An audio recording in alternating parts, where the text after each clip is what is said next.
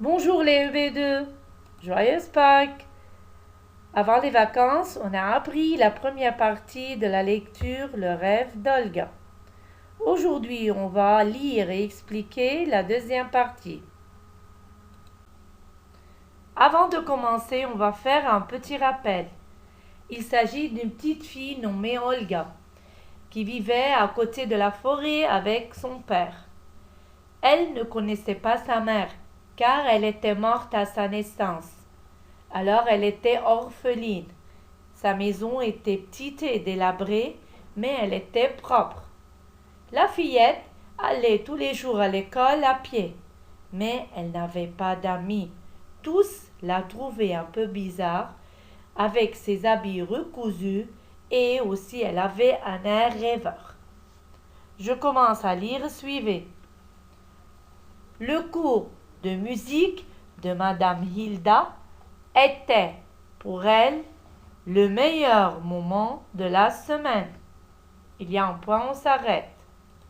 C'est là qu'Olga avait découvert les instruments de musique qu'elle avait essayé de souffler dans une flûte, de taper sur un tambour, de gratter les cordes d'un violon et surtout de toucher du bout des doigts le clavier de ce grand piano à queue qui la fascinait.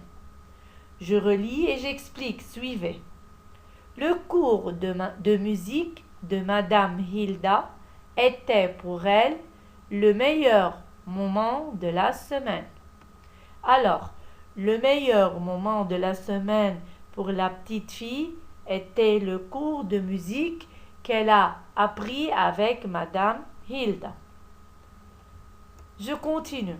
C'est là qu'Olga avait découvert les instruments de musique qu'elle avait essayé de souffler dans une flûte, de taper sur un tambour, de gratter les cordes d'un violon et surtout de toucher du bout des doigts le clavier de ce grand piano à queue qui la fascinait. Alors, c'est avec Madame Hilda qu'Olga avait découvert les instruments de musique.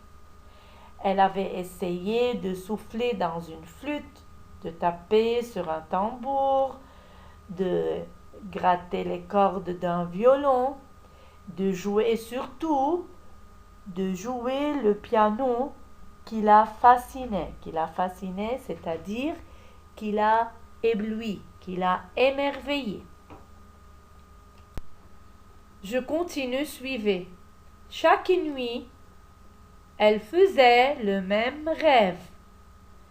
Elle s'asseyait devant ce piano et ses doigts couraient sur le clavier avec tant de légèreté et de talent que tous ceux qui l'écoutaient étaient emportés dans un monde de bonheur. Je relis. Chaque nuit, elle faisait le même rêve.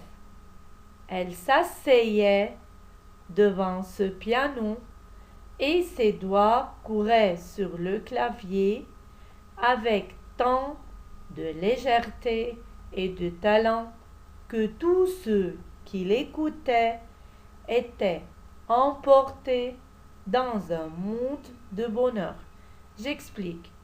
Chaque nuit, elle rêvait qu'elle s'asseyait devant un piano et ses doigts couraient sur le clavier avec habileté et légèreté, que tous ceux qui l'écoutaient étaient pris dans un monde de joie.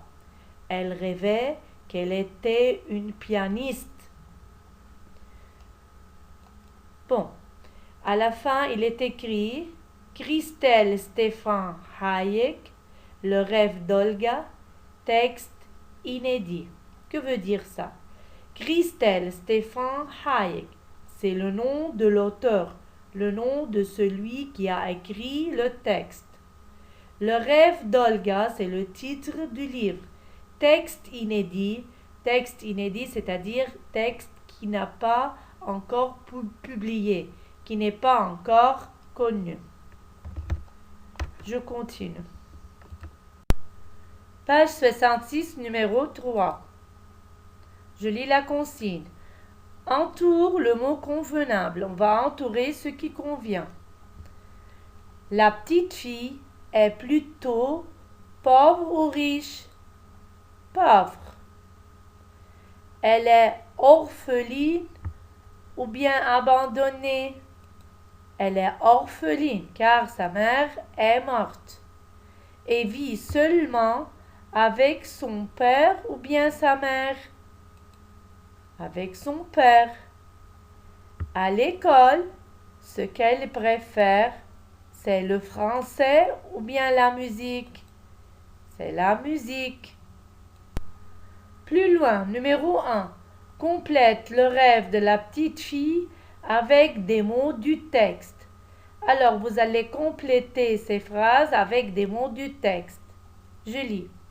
À l'école, Olga adore la période de musique avec Madame, comment s'appelle sa maîtresse? Hilda. Elle a pu découvrir plusieurs instruments de musique comme le tambour, le violon, la flûte et surtout le piano, l'instrument dont elle rêve chaque nuit. Numéro 2. Vrai ou faux? Alors, vous allez lire chaque phrase. Si elle est correcte, vous écrivez vrai. Si elle est fausse, vous écrivez faux. A. Olga a 2 amis. Faux. Olga n'a pas d'amis. B. Olga joue du piano. Ce n'est pas vrai. C'est faux. Parce qu'elle rêve qu'elle jouait le piano. C. Olga a l'air un peu bizarre.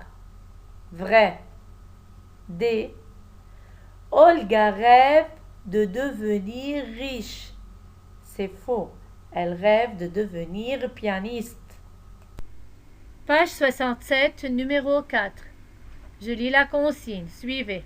Complète avec les mots de la liste pour obtenir les caractéristiques d'un conte. Alors, je vais lire les mots que vous allez utiliser pour obtenir les caractéristiques d'un conte.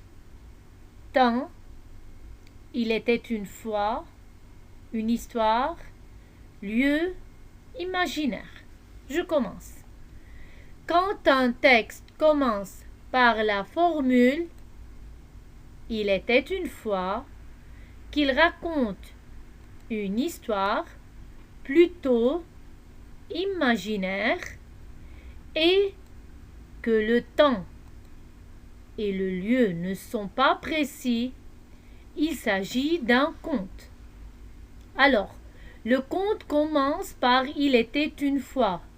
Il raconte une histoire qui n'est pas réelle et ce n'est pas nécessaire de préciser le temps et le lieu.